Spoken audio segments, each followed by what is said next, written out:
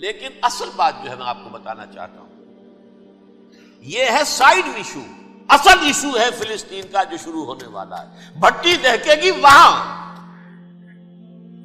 ظاہر بات ہے کہ اگر کوئی بہت بڑا اقدام ہو جاتا ہے فلسطینیوں کے خلاف، اور اگر واقعتاً مسجد اقصیٰ اور حکومت الصحرا گرا دیے جاتے ہیں تو طوفان اٹھے گا عالم عرب میں. یہ حسنی مبارک ہو یا شاہ خالد ہو یا کوئی اور ہو، یہ نہیں روک سکتے اس طوفان کو. نوجوان خون اٹھے گا، غیرت اور جو بھی حمیت ہے. مسلمان ان پڑھ سے ان پڑھ اور بالکل بے دین، وہ بھی مسجد کی حرمت پر کٹ مرنے کو تیار ہو جاتا ہے. مسجد تو بنا دی شب بھر میں ایمان کی حرارت والوں نے، من اپنا پرانا پاپی ہے، برسوں میں نماز ہی بن نہ سکا. وہ چاہے کانپور کی مسجد سے مسلمانوں نے جانے دی ہے، چاہے وہ شہید گنج کی مسجد تھی مسلمانوں نے جانے دی ہے، چاہے نماز نہ پڑھتے ہو. لیکن یہ جو حرمت اور یہ جو حمیت اور یہ غیرت ہے، اس سے جو طوفان اٹھے گا یہ ہوگا اس ملحمۃ العظما، اس کی طرف پیش رفت ہو رہی. کتاب الملاحم سے احادیث کے حوالے سے کہ جن جنگوں کا حوالہ دیا حضور نے، پیشن گوئی کی ہے، اس کا نقطہ آغاز تھا خلیج کی جنگ.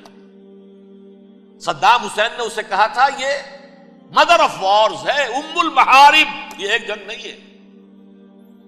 اس کا نقشہ بھی حدیث میں موجود تھا، پیشن گوئی موجود تھی، اس وقت بھی ہم نے شائع کی تھی.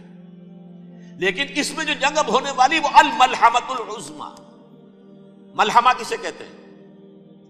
لحم گوشت کو کہتے ہیں، اور قصائی کی دکان کو عربی میں ملحم کہتے ہیں، جہاں گوشت کے ٹکڑے کیے جاتے ہیں.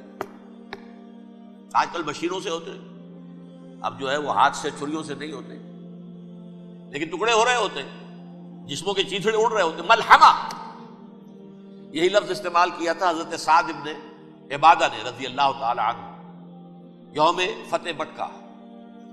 ان کے دل میں تھا کہ اب ہم انتقام لیں گے ان عربوں سے، ان قریش سے. الیوم یوم الملحمہ، الیوم یوم الملحمہ، یہ کہتے ہوئے جا رہے تھے. ایک خاص کیفیت، آج ہے گوشت کے ٹکڑے اڑانے کا دن. حضور سے کہا کہ چلیے جا کر کے ساتھ تو یہ کہہ رہے ہیں الیوم یوم الملحمہ، الیوم یوم الملحمہ. حضور نے فرمایا نہیں، ان سے کہو جا کر الیوم یوم المرحمہ، الیوم یوم المرحمہ، آج رحمت کا دن ہے، آج تو میں ان سب کو معاف کروں گا.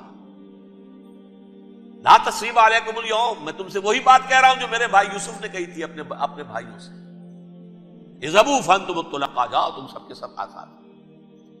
وہ ملحمہ ہے جس کو کہ حضور نے حضرت معاذ بن جبل رضی اللہ تعالیٰ عنہ سے روایت ہے، اس میں سے جو ابو داؤد میں روایت آئی ہے اس میں الملحمۃ العظما، عظما مؤنث ہے اعظم کا. آپ کہتے ہیں جنگ عظیم اول، جنگ عظیم دوم. عظیم کا باپ ہو گیا اعظم، سب سے بڑا، اور اس کا مؤنث ہے سب سے بڑی، عظما. الملحمۃ العظما، سب سے بڑی لڑائی. میرے نزدیک یہ وار کے معنی میں نہیں ہے، بیٹل کے معنی میں. انگریزی میں یہ دو لفظ علیحدہ ہے، وار، بیٹل. وار سالوں کو محیط ہوتی ہے، بیٹل کسی ایک خاص جگہ پر جو لڑائی ہوتی ہے اس کو کہتے ہیں. حضور کے اور قریش کے درمیان 6 سالہ وار تھی، جنگ تھی.